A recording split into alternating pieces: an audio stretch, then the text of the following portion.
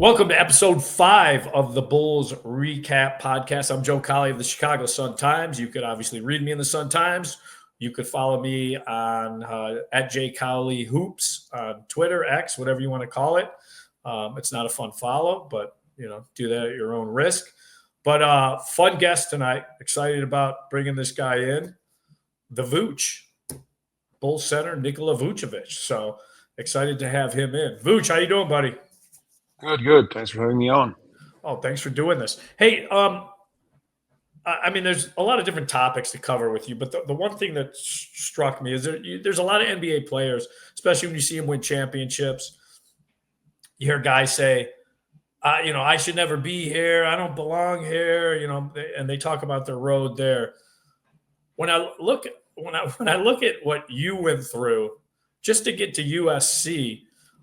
I mean, there's like a 2 or 3 year window there when you were coming up, that you have to be like looking back and saying, yeah, you guys had tough journeys, but my journey was really just unfathomable. First of all, a lot of people don't know you probably were 15 or 16 and your team, and I think your dad are in probably one of the biggest train accidents in Europe in 20, 30 years. Is Bioce, is that how you pronounce the city? Yeah, Bioce, yeah. Bioce, the train derailment. And this is before you even sent to the United States to play 1 year I think you played 1 year of high school basketball. When you look back on that, how much form does that put into your mindset and how that built you up as a person? I mean, because that's something that, to me, you just never, ever – it's always there. It's always in your head. I mean, there were 200-some injuries, 40, 50 deaths. I mean, it was a big accident. No, it was a huge tragedy for our country. A lot of people lost, their lives. A lot of families have been affected by that.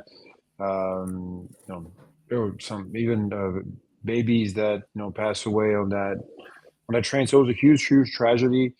In all honesty, I think because I was much younger then, it doesn't come to my mind as much, and obviously as well because I came out of it with no major injuries, nothing that has affected my life going forward.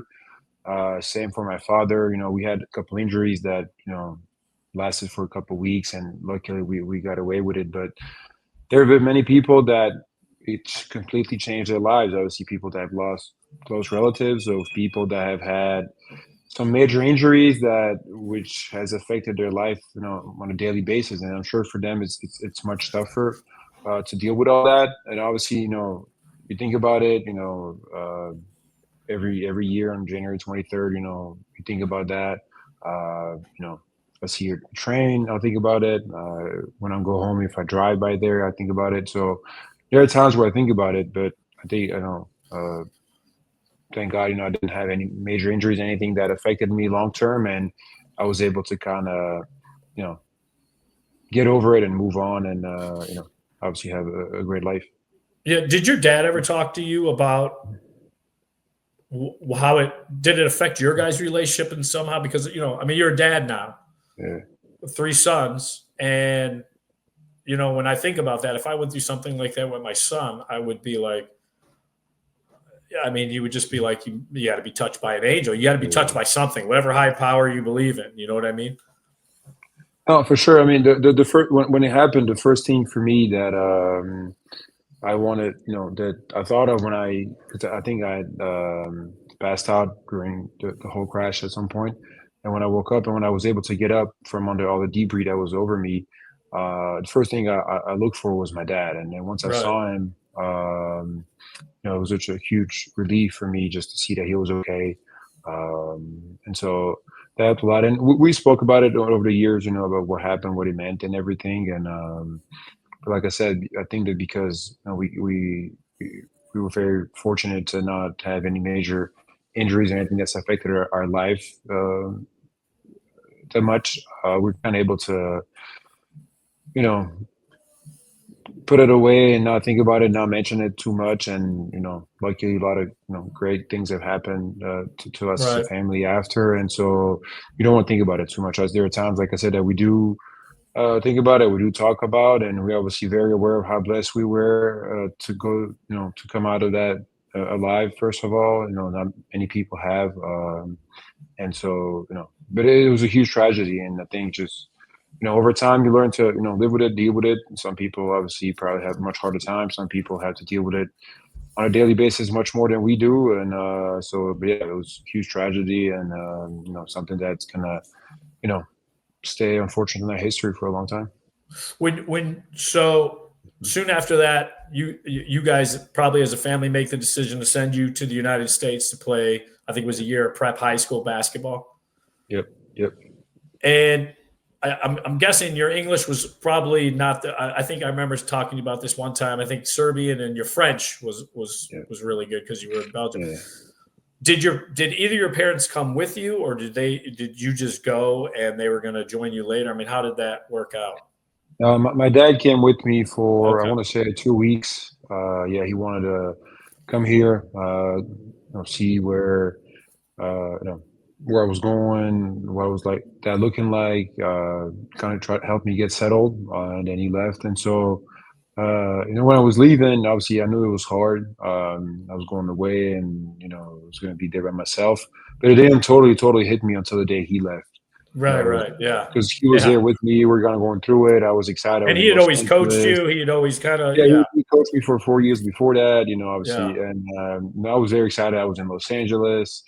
You know, it's LA, it's Hollywood, it's the Lakers, it's the palm trees, it's like the ocean, Yeah. everything that you see Yeah. on movies. And so I was super excited. I landed, I see the big LAX sign. I'm like, this is LA. This is amazing. But then, like, once he left, like 2 weeks later, that's when it hit me that it's just me, just be by Yeah. myself.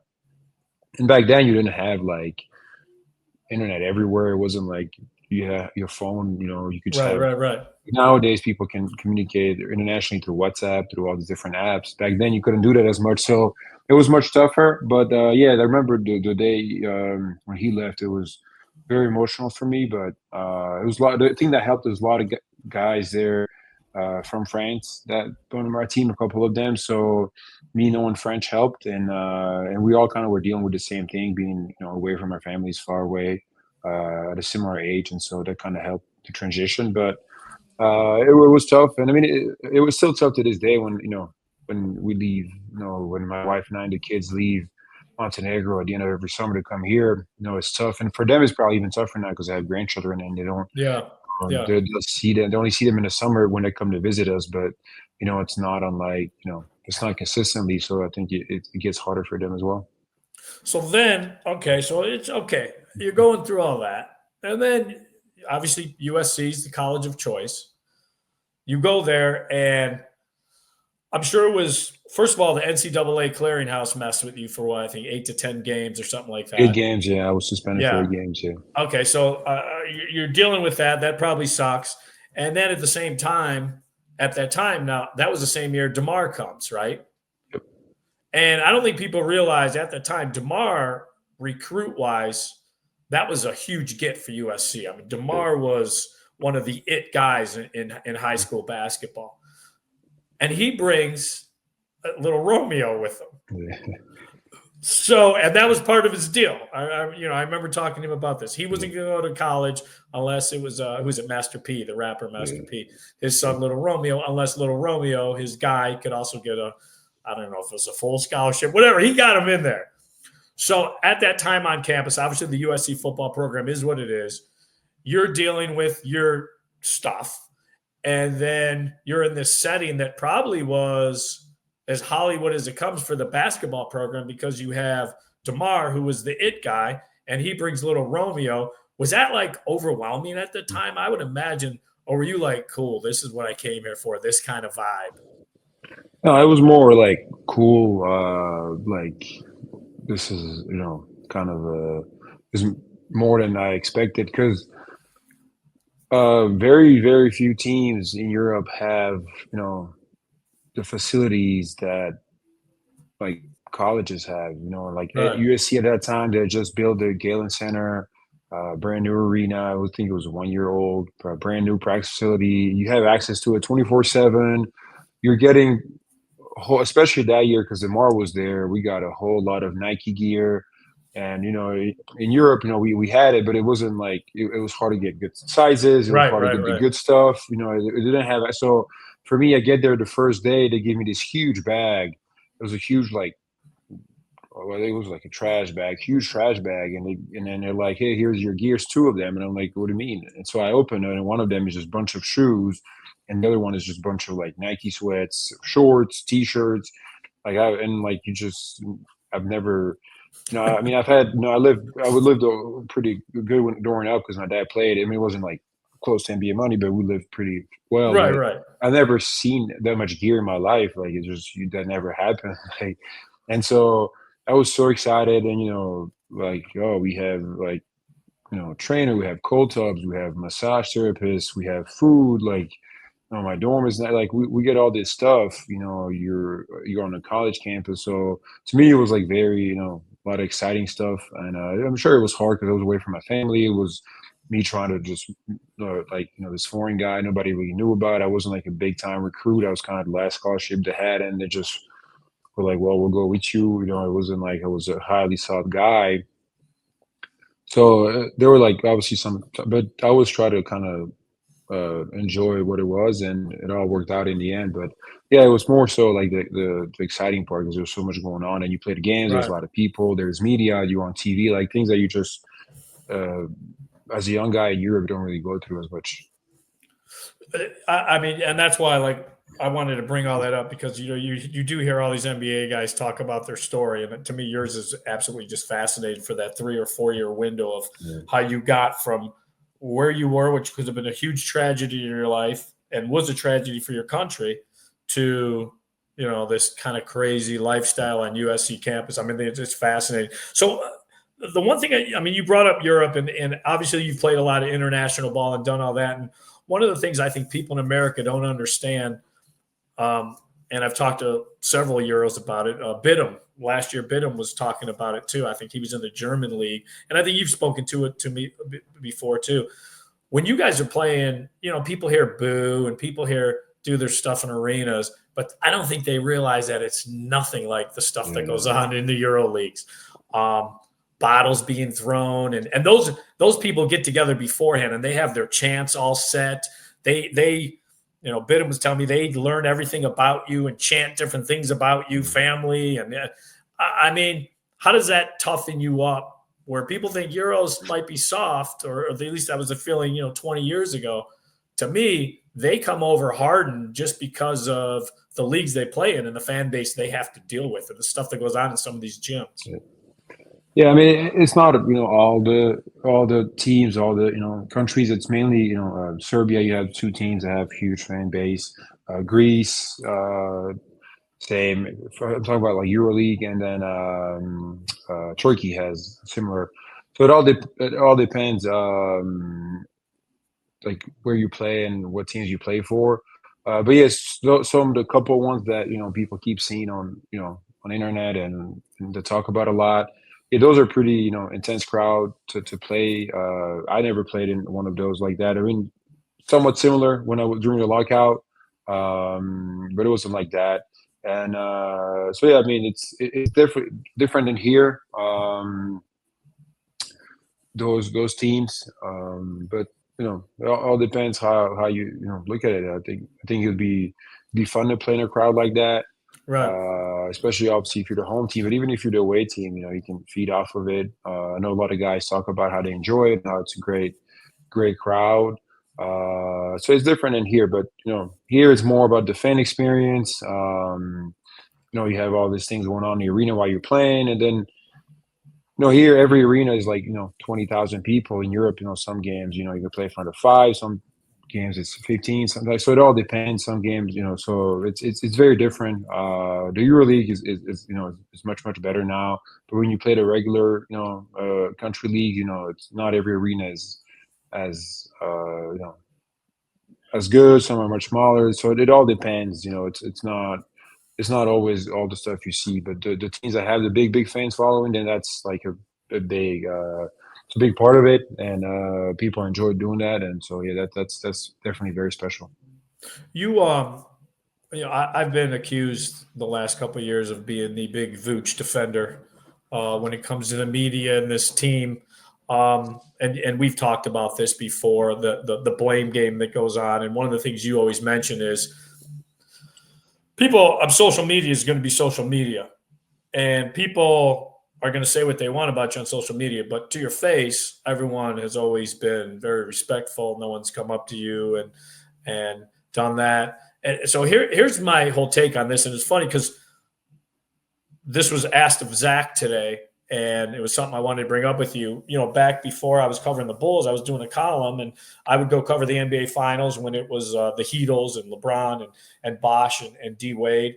And I remember Bosh during those championship runs, he would talk about the sacrifice, and people just don't understand the sacrifice that a big guy has to make when you come to a situation when you have two, elite or two all-star type players in the backcourt. And he had to completely change his entire game. I mean, you talk about a guy that barely shot threes, and then at Miami had to start, just so he can be useful, start shooting threes.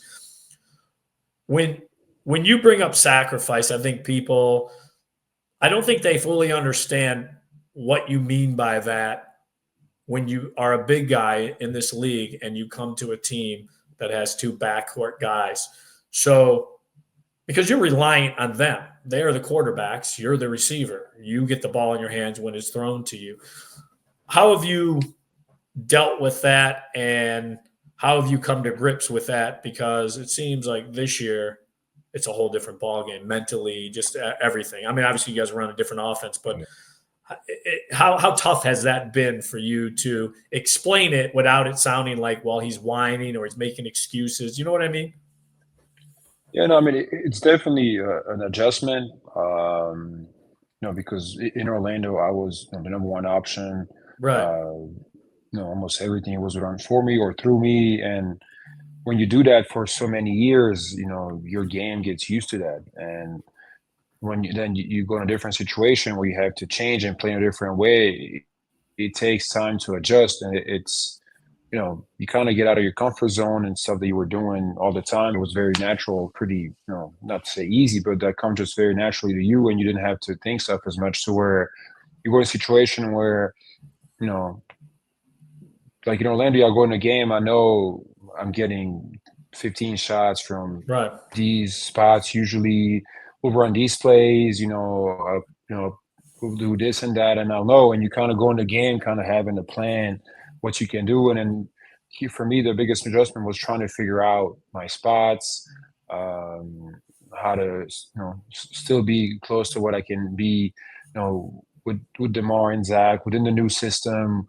So it just took time to adjust. Obviously, I think it didn't help that, I wasn't shooting the ball as well. I think if I had maybe shot the ball better earlier, maybe that would have made the transition easier. But then at times, I probably got into overthinking a little bit. And so, but it was just time for me to adjust, just playing different way, because you don't have the same shots. You don't have the same situation you did. You don't, you rely more on others to get you the ball because you're not the number one option as you were. You weren't the guy, so it's just different, and you have to adjust to that. And it took me some time. It's not easy. I think for a big man, it is a little different because you don't have the ball naturally all the time unless you're Jokic.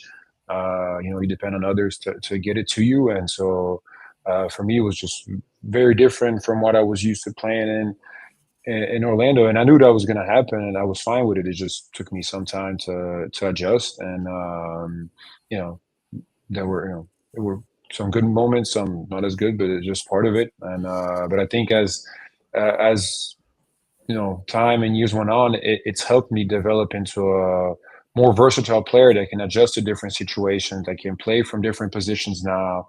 Now I do things that I didn't do as much before, and so it's improved me as a player in a not necessarily in the skill way, but more so in the understanding of the game and understanding how I can still be efficient, how I can still find my ways without having to be the number one guy. And that's something that just took time, and it wasn't always easy, because there's also the ego part, but it was for the greater good of the team, and it was going well, for those 4 or 5 months that we started the season, and so during that time you're just you're understanding that it's for the bigger picture, and you Right. accept You that, ride and with it. Yeah. yeah, Yeah. yeah, and I mean, and eventually, my numbers got very close to what they were, and so yeah, it was just needed time to adjust and find my ways to be the best player I can be within the new system and the new way I was being used.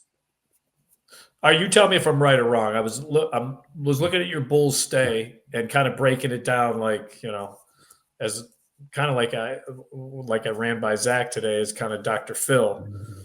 So I thought your first year you came here, it was a great, you come here at the trade deadline. I thought it was just Vooch being Vooch. That was Orlando Vooch. The numbers were the numbers. Then they build this team.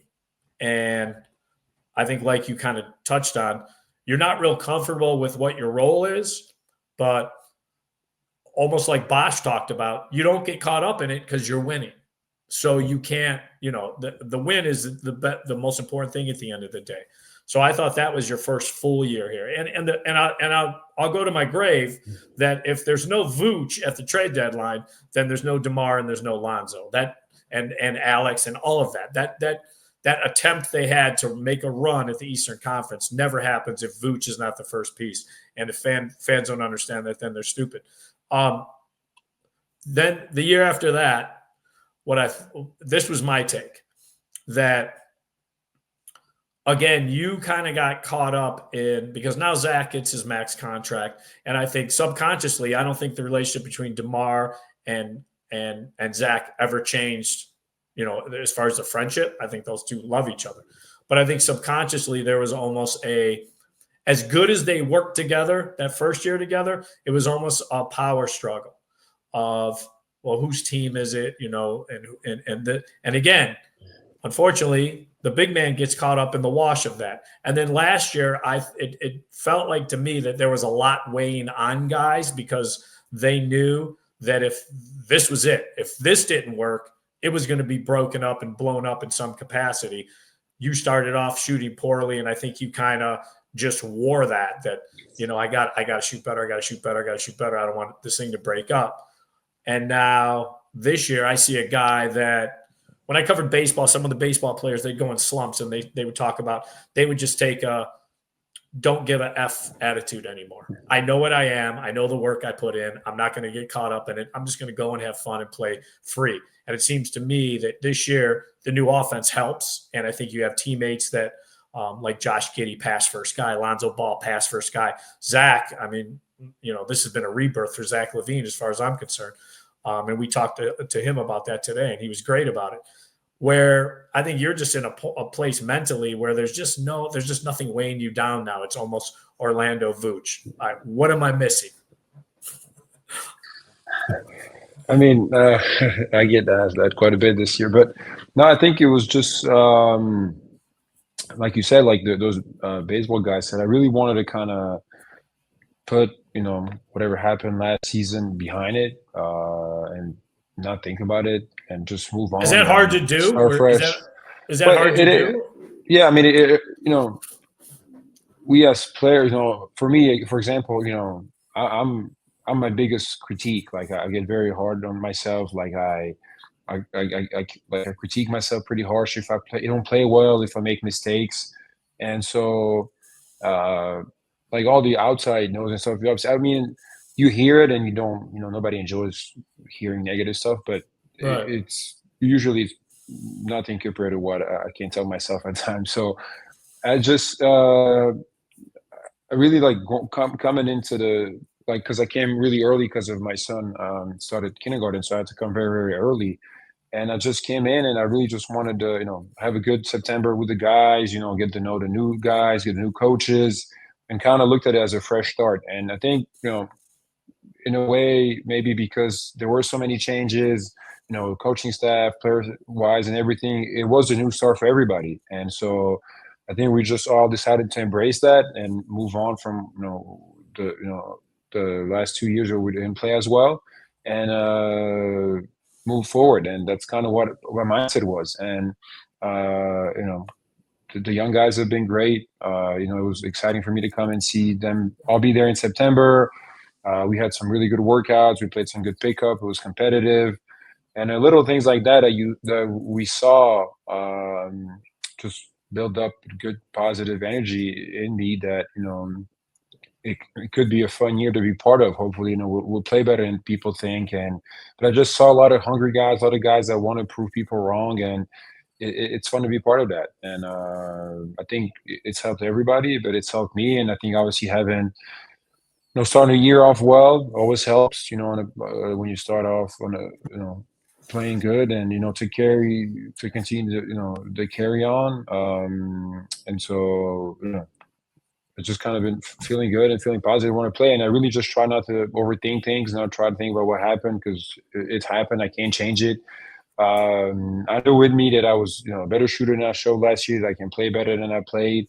So I wasn't like questioning myself. It was just getting my mindset in the right place, to not overthink stuff, to not just let my instincts do the job. And I think so far it's been good, and hopefully it continues. But I think that's the case for most guys on the team. I think we just embrace this new direction we had, and I think that was the right thing to do for us. What would it mean for you to make an All-Star game this year with Yeah. what you've been through, and now on a new roster from when you made it last time in Orlando? I mean, a lot. I think it's a huge achievement. It's a huge honor to be selected as an All-Star.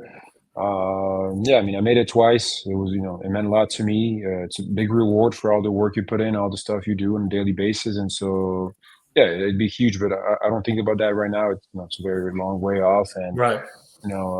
hopefully I continue to play well. Hopefully we'll play well as a team. We get more wins, and I have a chance, but it's not my main focus at the moment. But of course, I think for every player, I don't care how many times you make it, I think you always enjoy being selected and having that recognition.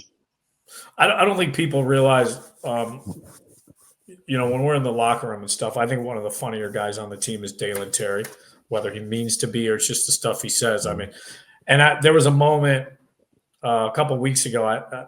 Maybe it was Atlanta. I don't even know, because it's so blurry, that November schedule, which was brutal, where Dalen didn't even know how the team was built, like how you came first, and then DeMar and Lonzo came, and then he was asking, "Well, what we get? What we get for Vooch?" And then people are saying, "Well, because he was asking about why is this possible pick this year? Why is it protected?" And we said, "Well, that's the last part of the DeMar DeRozan trade." That was in Atlanta, actually. You're right. Yeah, and he said, "Well, what do we give for Vooch?" And I said, "Vooch was Orlando. There are 2 first-round picks." And he's like, "Who'd they take?" And we're like, "Franz Wagner and who's the other guy? Jet Howard, or I think it was Jet Howard."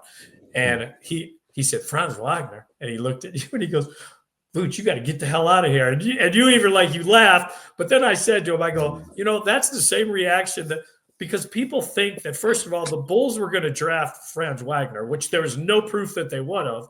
And I thought another good point that's been brought up, you don't know if he would have developed the same way. So the idea that people say, well, we could have had this instead of this, it just doesn't. That's fantasy land. It doesn't work that way. But yeah, it was funny. No, it was for sure. But that's just the way people are, fans are. Obviously, Franz is an amazing player. Has been playing great for Orlando. Have an amazing year right now. But if the trade doesn't happen, who's to say the Bulls get the pick that Franz is available at? Who's to say they choose him? Who's to say if they do choose him, everything works out the way it did for him in Orlando? There's so many ifs, and what ifs? Actually, not ifs. What ifs? That it's just it's just impossible to even comment on it. So I don't get caught up in it. I know fans do and think about it, and wait for the trade didn't happen. But like you said, if maybe the trade doesn't happen, if maybe DeMar doesn't come, maybe Lonzo doesn't, maybe AC doesn't come. So it's hard to say. It's hard, it's easy to, after the fact to comment on it. Maybe we should have done this or that. But, in the moment, I think, everybody thought it was a very good trade. Everybody thought, and, it really looked like it was we had something going that first Yeah. year. You know, not to make excuses, but to say that if it was Lonzo we would have been, but now playing with Lonzo, even if he's playing in like such limited minutes and everything, um, he was a huge part of our success because he was a great defender, he was a great playmaker, his floor spacing, and so he would have helped a lot. And he was the kind of piece that put us all together. I'm not to say that we would have stayed first in the East and whatnot, and who knows, but it was a big piece that we lost, and I do believe that if he was healthy, that it would have been better. I don't know how much and what it would have looked Right. like, but I do believe it would have been better. But again, same thing. We can't, dwell on that and be like, well, if Lonzo, it didn't work out, we didn't have the results we wanted. Um, for whatever reason, it is what it is, and we can never know. We will never know if the trade didn't happen, what would have happened. So, and like same for Orlando, if they don't trade me, that obviously they don't get Franz, they probably don't get Paolo next number one pick next year. So it's just the way it happened, and that's just the way it is, and we can't dwell on that. I look at the Cavs team the last couple of years and the way that team was built, and it's like almost a perfectly built team where you have a superstar, you have front court guys that are defensive minded, you have Okoro who's defensive minded and starting to figure out his 3-point. I mean, they're just, and that's kind of, I felt like what that Bulls team could have if the injuries didn't happen. You had like perfect complementary players where Zach a scorer. Zach didn't have to worry about defense because you had Lonzo. You had it was just like a perfectly built team that who knows how far it would have gone. All right, let me get you out of here. Before I do, I like to do a thing called the interrogation room. I'll just do these quick hitting things, and you just tell me first thing that comes to your mind, and have fun with it. Best big man you ever played against. It doesn't even have to be a famous guy. It could just be a guy that growing up was just a badass. I have to say Jokic or Dirk. How old were you when you were able to beat your dad? Because I guarantee your dad was not the type that would let you beat him. No, definitely not. I'm trying to think. It was. I was already. I want to say 17. And that was a big deal. I'm taking. I'm guessing. Yes, but I have to say his knees were pretty bad. He couldn't move much, so it wasn't like a full-on one-on-one. It was like kind of in the paint, and no calls were allowed for me. But I think that was the first time I was able to beat him. Who do you think is the most underrated big man you've played against in the last year? Underrated? Yeah, that people wouldn't think about as a problem. Trying to think.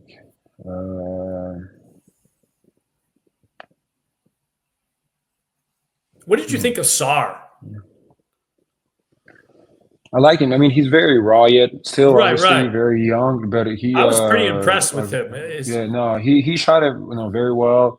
He moves very well. He's a lot of length. I think he's very young and still trying to figure it out. But I do like his potential. I think he can be a very good player. Very lengthy, can run the floor, everything. Just has to figure it out. So I like him. But trying to think in the last year, who's a big man that people don't give enough credit to? I'm trying to think. For some reason, like Bam comes up to mind. Gotcha. Like people always give him enough credit for what he does for that team on both ends of the floor. Obviously, defensively, guarding 1 through 5, but offensively, he's almost like a playmaker for them and creates so many shots opportunities with like the handoff and all the actions for Hero, Robinson, all these guys. So I think he gets recognition, but I think it could be not enough even more probably. Yeah. I think so. I mean, for that comes to mind that I can't think of. Which language has better sounding swear words in your opinion? Is it English, Serbian, or French? It's Serbian by far, and it's probably in the top worldwide languages. They just sound, the swear words just sound the best. Yes, like they're very, very hardcore, very. You can be very creative. So yeah, they're pretty bad. When you got the technical, I remember you got a technical, and you said you don't know why you got a technical because you swore in Serbian. and there was no way he knew what you were saying. Yeah. Well, I mean, He in their probably figured defense, it out. yeah, in their defense, they're basing on like the way I look when I curse in Serbian, and they probably knew I wasn't saying any nice words. So it's more so for my aggressiveness than the actual words. If people don't know, your brother-in-law, Sasha Pavlovic, correct? Yep. Basketball player. He's with Celtics, Cavs. He was all a lot of different teams. But he was with the Cavs. He started in Utah, and then he was with the Cavs when they went to the finals in 07. Okay. He started. Did you ever play him one-on-one? No, actually, we never did. No. Okay. There was no like, to date my sister, you have to beat me one-on-one. There was never any of that. No, me and her started dating before. Well, Okay. she was already in the NBA, but I was a very young guy coming up. So. Trivia question: are there more Bogdanoviches in the NBA or Zellers? Right now? In the last 5 years?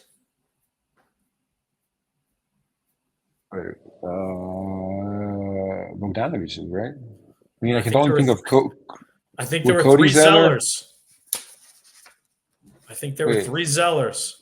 Cody, who else? I don't know. They all look the same. I looked it up. I thought there were 3 Zellers at one point. Really? What's your late night go-to meal? I know you like late night dinners. What's your go-to meal? Well, that's only after games. But after games, I'm a huge steak guy. So mainly, I probably go big ribeye. That's my go-to after games usually. Pretend Orlando and Chicago never existed, because obviously I know your heart's in both of those places and has been. Is there an NBA team?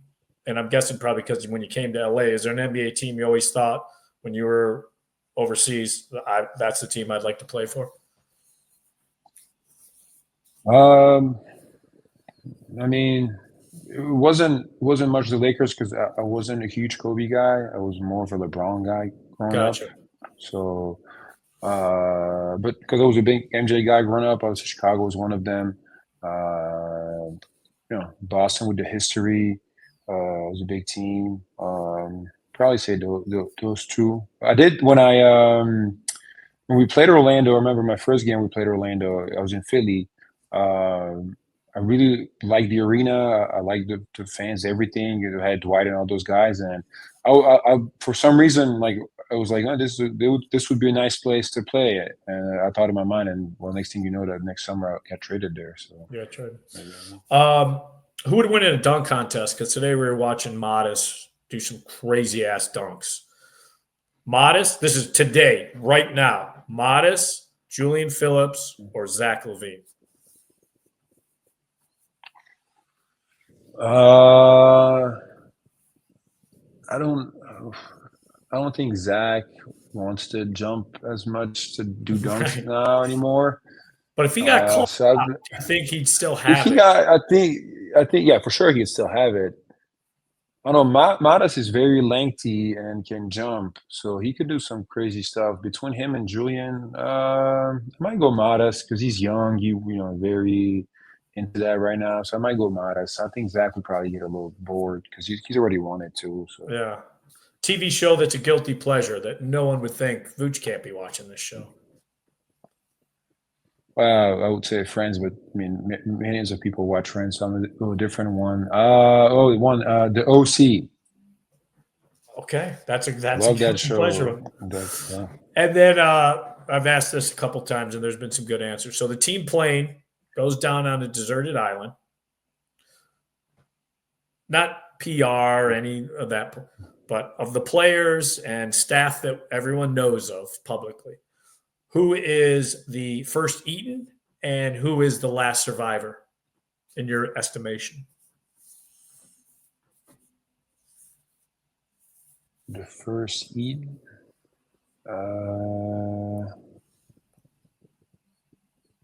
That's a good question. I'm trying to think on the team. Who could be the first eaten?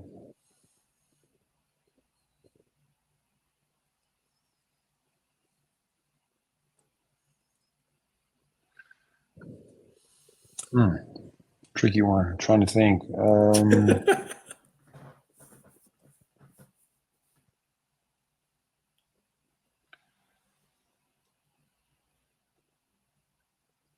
I go with the smaller guys for the small.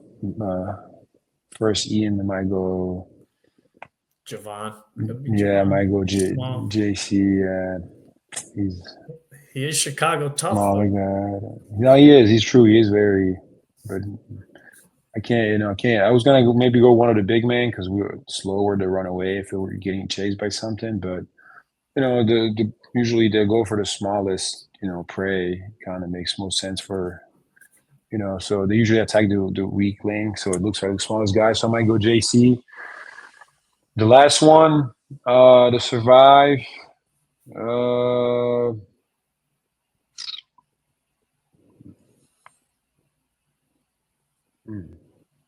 Maybe Zach because he runs away from everything. I mean, he's fast, so he could run. He could run away from pretty much. I will say this: when I asked Zach this a couple years ago, first eaten, he said Stacey King. So there was that. All right. Well, I focus on players. But yeah, if we include coaches, If we include coaches, there might be a couple of coaches with some bad knees that might not be able to run very far away. Last thing that Vooch, since you've watched the NBA, played in it, watched it, give me your top 5 big guys from 5 to 1, who you think was in that top 5 ever that since you've been alive that you've watched or played against. Okay. So that I've Jokic is one. We count Dirk as a big man. Yeah, hell yeah. Duncan. There's 3.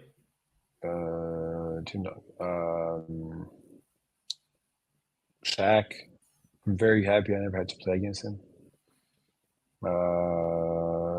And gotta go Hakeem. I mean, I've watched Kareem a little bit. I mean, the older tapes. So yeah, that's different. But I just haven't seen as much. I saw more of Hakeem. But yeah, those like Dirk, Jokic obviously played against both. Shaq obviously watched a lot of his games. So those 5 probably. Pooch, thanks, my man. Appreciate the time you gave me. No problem. Anytime. I'll see you soon. Sounds good. Do you make a trip to San Antonio or no? I'm going to take that one off. This November schedule, I mean, this is only year 13 for me of covering the NBA, but I don't ever remember a schedule that's been this brutal. It's been brutal. Yeah, there was a lot of in and outs, which made it tough. But December is nice, so we can't complain. December's nice. Pretty good. December's nice. So can't complain. I'll see you. I'll see you Friday in lovely Chicago. Good. All right, take care. Good luck tomorrow. All right, man. Thanks, Vooch. Appreciate it. Right. Yep. That was the Vooch. Outstanding. I don't even have to do a list because Vooch handled it for me. Top 5 big men that he's ever played against. Look, we're going to go on Cowley Island here. There's a reason out of all the players, Vooch was the first one I wanted on. And again, I'll go back to the times, it was 2 or 3 years in a row where I was covering Miami, and it was San Antonio, Oklahoma City one year, and then San Antonio. And just talking to Bosch, we get the media scrums with Bosch, and he was happy. He just always struck me as a guy that was happy they were winning, but wasn't enjoying it. And then obviously years later, it kind of comes out of just how much he had to sacrifice. Forget the money. It wasn't about the money. I think they all kind of sacrificed some money initially, LeBron and Bosch, to come there and form the Heatles. But I think when you look at his numbers, I think he was like 23, 24 points a game his last year in Toronto. He goes to Miami, and I think his first year in Miami is 17 or 18, in that area. I may be off by a little, but those were numbers at the time. He's Hall of Fame, projected Hall of Fame. And while he got the rings out of that deal, I don't know if he ever got the enjoyment. So that's why I think I've always kind of defended. And he's not the only one. There's been other trios that have come together. I mean, the big guy is the one that's going to suffer. And so, whether it was going and doing other podcasts or just talking to fans on social media or doing radio interviews, I've always gone out of my way to talk about Vooch and defend Vooch. And there's times he hasn't played well, and we've called him out for that. But he knows that. I mean, he's very self-aware. But the one thing that I always say about him is, to me, he was always his toughest critic, like he said. And I still don't think people understand when you are used to being the man in a place, and then all of a sudden that you go to a different place, and it's like you're starting from the ground zero, even though they're looking at the back of your basketball card and saying, look, these are the numbers. Well, why aren't you getting those numbers? Well, how can I get those numbers? I mean, this guy has to be happy. This guy has to be happy. So the big guy, to me, always suffers. That's why I wanted to have Vooch on first. Yes, people say I'm a big Vooch defender and a big Vooch stan. Don't give a damn. I will be, because I understand what he's done and how important he is for this team. I think, to a man, they all appreciate him way more than the Bulls fan base does. I think the coaching staff appreciates him. Obviously everyone knows the situation with he and Zach and Lonzo being trade rumors out there, and that's going to continue because that's kind of the temperature of the team. But he's always been a professional, and that's a great thing. And he's fun just to BS with. He's got 3 boys, and has talked about coaching his boys because obviously his father coached him, and I've coached 2 of my sons, and we've talked about things like that, and just the good and the bad of coaching your kids and stuff. So yeah, I'm always going to go to bat for a guy that I think's played his ass off and hasn't gotten the due respect from this fan base and everyone. Trade Vooch, not worth the money, not worth the contract, blah, blah, blah, blah, blah, blah. Well, it'd be a big middle finger that I hope he can hold up if he makes Eastern Conference All-Star, because to me, there's not really many centers in the East playing better than him right now. And that includes Embiid and Bam, all of them. I mean, to me, right now, he's just playing as good a basketball as he's played. So good for you, Vooch. Way to middle finger all those doubters. So that's it for this week. Again, thank Vooch. Thank McGuff for doing a great job producing this thing. And as usual, I've got next.